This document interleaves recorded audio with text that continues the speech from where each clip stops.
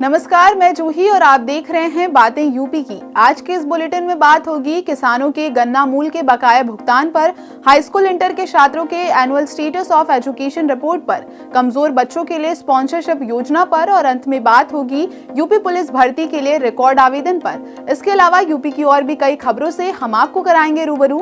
तो चलिए शुरुआत करते हैं आज की पहली खबर से। उत्तर प्रदेश सरकार ने प्रदेश के किसानों को बड़ा तोहफा दिया है। सीएम योगी की अध्यक्षता में हुई कैबिनेट की बैठक में सरकार ने गन्ना किसानों को राहत देते हुए गन्ना मूल में 20 रुपए प्रति क्विंटल की बढ़ोतरी की मंजूरी दे दी है। इसके तहत गन्ने की तीनों किस्मों में 20 रुपए प्रति क्विंटल की वृद्धि की गई है। आपको बता दें कि इससे पहले गन्ना मूल को लेकर प्रदेश सरकार ने विधानसभा चुनाव से पहले 2021 में भी 25 रुपए प्रति क्विंटल की बढ़ोतरी की थी। वर्तमान में सामान्य गन्ने का मूल 340 रुपए प्रति क्विंटल और अगेती प्रजाति के गन्ने का मूल 350 रुपए प्रति क्विंटल है। कैबिनेट बैठक में पेराई सत्र 2023 और 24 के लिए सहकारी क्षेत्र, निगम और निजी क्षेत्र सहित सभी चीनी मिलों की ओर से खरीदे जाने वाले गन्ने का राज्य परामर्शित मूल्य निर्धारण होगा। हाई स्कूल और इंटर के छात्र कक्षा 2 के स्तर की हिंदी नहीं पढ़ पा रहे हैं। वाराणसी में ऐसे छात्रों की संख्या 12% है तो हाथरस में 27%। Annual status of education report में ये आंकड़े सामने आए हैं। एएससीआर ने पहली बार 14 से 18 साल के किशोरों को पढ़ने के स्तर पर यह रिपोर्ट जारी की है। इसमें यूपी के 2 जिलों वाराणसी और हाथरस को इस सर्वे में शामिल किया गया था। इसमें 14 से 18 वर्ष के किशोरों की सीखने की क्षमता की जांच की गई, जो सामान्य तौर पर माध्यमिक स्कूलों में पढ़ते हैं। इस आयु वर्ग के छात्र सामान्य तौर पर 9वीं से 12वीं कक्षा में पढ़ते हैं। वाराणसी में गणित का स्तर और भी कम पाया गया। यहाँ इस वर्ष के 46.40% छात्र भाग के सवाल नहीं कर पाते। वहीं 41.50% छात्र अंग्रेजी के सामान्य वाक्य नहीं पढ़ पाते। हाथरस में भाग के सवाल न करने वालों का प्रतिशत 44.40 और अंग्रेजी के सामान्य पाठ न पढ़ने वालों का प्रतिशत 43.20 है। कई बिंदुओं पर की गई जांच में ये भी पाया गया कि वाराणसी में 14 से 18 वर्ष के 91.20% किशोर किसी न किसी शिक्षण संस्थान में पढ़ते हैं। इसमें से 30.7% की सरकारी संस्थाओं में पढ़ते हैं। वहीं हाथरस में 81.70% किशोर शिक्षण संस्थानों में दाखिल हैं। इनमें से 27.70% ही सरकारी संस्थानों में पढ़ते हैं। सरकार अनाथ या आर्थिक रूप से कमजोर एकल अभिभावक वाले बच्चों को भी अब सामान्य बच्चों जैसा भविष्य संवारने का उचित अवसर देगी। इसके लिए स्पॉन्सरशिप योजना शुरू हो रही है। इसमें बच्चों के पालन पोषण और उनकी बेहतर शिक्षा के लिए प्रतिमाह 4,000 रुपए दिए जाएंगे। इसी कड़ी में जनपद लखीमपुर खीरी में इस योजना के तहत डीएम महेंद्र बहादुर सिंह ने 95 लाभार्थियों को स्वीकृति प्रदान की। स्पॉन्सरशिप योजना के तहत 1 से 18 वर्ष तक के बच्चों को आर्थिक सहायता दी जाएगी। इसका लाभ उन बच्चों को मिलेगा जिनके पिता मर चुके हों या मां तलाकशुदा हों या परिवार द्वारा छोड़ दी गई हों।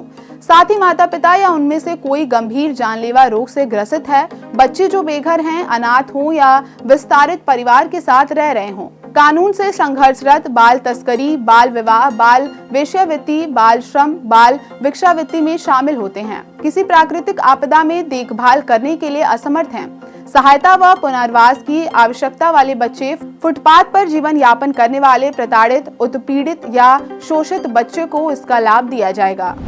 22 जनवरी को अयोध्या में रामलला की प्राण प्रतिष्ठा के लिए रामलला की मूर्ति को बुधवार रात राम मंदिर के गर्भगृह में लाया गया। मूर्ति को अंदर लाने से पहले गर्भगृह में एक विशेष पूजा आयोजित की गई और आज गर्भगृह में मूर्ति स्थापित की गई। मूर्ति को एक ट्रक से मंदिर में लाया गया। वहीं प्राण प्रतिष्ठा समारोह के लिए अनुष्ठान का आज तीसरा दिन है। इससे पहले बुधवार को कलश पूजन का आयोजन किया गया। राम मंदिर ट्रस्ट के अधिकारियों के अनुसार अनुष्ठान 21 जनवरी तक जारी रहेंगे और प्राण प्रतिष्ठा के दिन रामलला की मूर्ति के प्राण प्रतिष्ठा के लिए आवश्यक हर अनुष्ठान आयोजित किए जाएंगे। वहीं 121 आचार्य अनुष्ठान का संचालन कर रहे हैं। प्रधानमंत्री नरेंद्र मोदी ने दिल्ली में श्री राम जन्मभूमि मंदिर पर स्मारक डाक टिकट जारी किए हैं। इसके साथ ही पीएम मोदी ने अमेरिका, न्यूजीलैंड, इंडोनेशिया और सिंगापुर सहित दुनिया भर में 20 से ज्यादा देशों द्वारा भगवान श्री राम पर जारी टिकटों की एक स्टाम्प पुस्तक भी जारी की है। डाक टिकट के डिजाइन में राम मंदिर, चौपाई, मंगल भवन, अमंगलहारी, सूर्य, सरयू नदी और मंदिर में एवं उनके आसपास की मूर्तियां शामिल हैं। आपको बता दें कि प्रधानमंत्री नरेंद्र मोदी द्वारा जारी किए गए इन विशेष 6 स्मारक डाक टिकटों में राम मंदिर, भगवान गणेश, भगवान हनुमान, जटायु, केवट राज और मां शबरी को शामिल किया गया है। इसके साथ ही सूर्य की किरणों और चौपाई की सोने की पत्ती इस लघु शीट को एक राजसी प्रतीक बनाती है।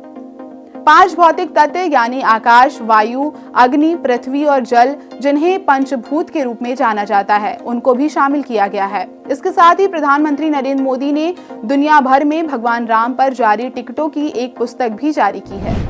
सरकारी कंपनी ऑयल इंडिया लिमिटेड ने अधीक्षक चिकित्सा अधिकारी, वरिष्ठ अधिकारी और अन्य कुल 102 पदों पर भर्ती निकाली है।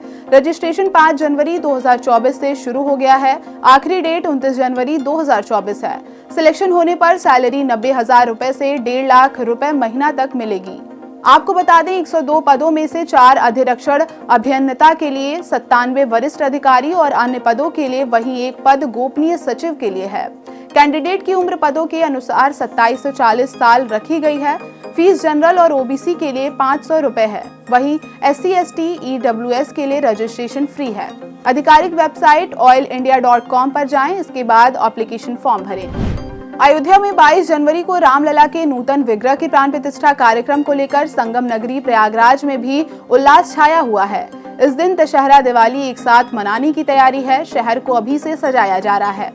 मंदिरों और प्रतिष्ठानों को सजाने के लिए खास फूलों की बुकिंग की गई है। इसके लिए व्यापारियों के यहां ऑर्डर बुक कराए जा रहे हैं। फूल कारोबारियों के अनुसार लोगों ने खास किस्म के फूलों का ऑर्डर दिया है। कोलकाता के कमल, बेंगलुरु के गुलाब, दिल्ली से टाइटस, जिप्सो, उज्जैन से गुलदावरी, लखनऊ से एंथोरियम और बनारस से गेंदों के फूलों की बुकिंग कर दी गई है। व्यापारियों का कहना है कि इस हफ्ते 1 करोड़ के कारोबार का अनुमान है। मुख्यमंत्री योगी आदित्यनाथ की अध्यक्षता में गुरुवार को यानी आज लोक भवन में मंत्री परिषद की बैठक आयोजित हुई। इस दौरान 8 अहम प्रस्ताव पर योगी कैबिनेट ने अपनी मुहर लगा दी है। इसमें बहुप्रतिष्ठित सेमीकंडक्टर नीति 2024 के साथ ही गन्ना किसानों को बड़ी सौगात देते हुए गन्ना मूल्य में वृद्धि के प्रस्ताव को भी मंजूरी दी गई है। इसके अलावा प्रदेश में 3 नए निजी विश्वविद्यालयों को भी मंजूरी दी गई है। इसके साथ साथ गोरखपुर के मुंडेरा बाजार नगर पंचायत के नाम को बदलकर चौरी चौरा करने के प्रस्ताव पर भी योगी कैबिनेट की मुहर लग गई है। लोक भवन में आयोजित पत्रकार वार्ता के दौरान प्रदेश के वित्त मंत्री सुरेश खन्ना, उच्च शिक्षा मंत्री योगेंद्र उपाध्याय और चीनी उद्योग एवं गन्ना विकास मंत्री चौधरी लक्ष्मी नारायण ने कैबिनेट के फैसलों की जानकारी मीडिया को दी। अयोध्या में राम मंदिर में 22 जनवरी को रामलला की प्राण प्रतिष्ठा होने जा रही है। इसी बीच सीएम योगी ने राम मंदिर में लगी रकम को लेकर बयान देते हुए स्पष्ट किया कि राम मंदिर निर्माण के लिए धनराशि कहां से आई है। सीएम योगी ने कहा कि कार सेवकों ने बलिदान दिया, उसके लिए राष्ट्रीय स्वयंसेवक संघ का मार्गदर्शन था, विश्व हिंदू परिषद का नेतृत्व था और आशीर्वाद पूज्य संतों का था। उस आंदोलन में राम जन्मभूमि में भव्य राम मंदिर का निर्माण हो रहा है। इसमें सारा पैसा राम भक्तों ने देश भर से दिया है। अयोध्या जाकर श्री रामलला का दर्शन करने वाले श्रद्धालुओं की संख्या बढ़ने के साथ मंदिर में चढ़ावा भी खूब आ रहा है। यहाँ रोजाना 3 से 4 लाख रुपए दान आ रहे हैं और महीने में दान की राशि 1.5 से 2 करोड़ रुपए तक पहुँच रही है। ऑनलाइन दान की अभी तक कोई गिनती नहीं की जा सकती है। माना जा रहा है कि 22 जनवरी को भगवान श्री राम के प्राण प्रतिष्ठा के बाद अयोध्या में लाखों भक्त पहुंचेंगे। यूपी पुलिस में सिपाही के 60,244 पदों पर होने वाली सीधी भर्ती के लिए ऑनलाइन आवेदन अब बंद कर दिए गए हैं। महत्वपूर्ण बात ये रही कि इतने पदों के लिए 50 लाख से ज्यादा युवाओं ने आवेदन किया है। इसमें 15 लाख महिलाएं हैं। यूपी पुलिस भर्ती और प्रोन्नति बोर्ड के अध्यक्ष डीजी रेणुका मिश्रा ने बताया कि मंगलवार रात 12 बजे ऑनलाइन रजिस्ट्रेशन विंडो लॉक करते समय तक 50,14,924 अभ्यर्थी आवेदन कर चुके थे। यूपी पुलिस भर्ती की उम्र सीमा 18 से 25 साल पुरुष और महिलाओं के लिए 28 साल रखी गई है। सामान्य के लिए 24,102, ओबीसी के लिए 16,264, ईडब्ल्यूएस में 6,024 और एससी में 1,204 पद आरक्षित किए गए हैं। सभी अभ्यर्थियों के लिए आवेदन की फीस 400 रुपए रखी गई है। विंडो लॉक होने तक कुल 50,14,924 अभ्यर्थियों ने आवेदन किया है। अगर कुल आवेदन फीस की बात करें तो सरकार की इस भर्ती से तकरीबन 2 अरब रुपए से अधिक की कमाई हुई है। तो आज के यूपी की खबरों में बस इतना ही। अपनी शहरों की बड़ी अपडेट पाने के लिए बने रहिए हमारे साथ और देखते रहिए बातें यूपी की।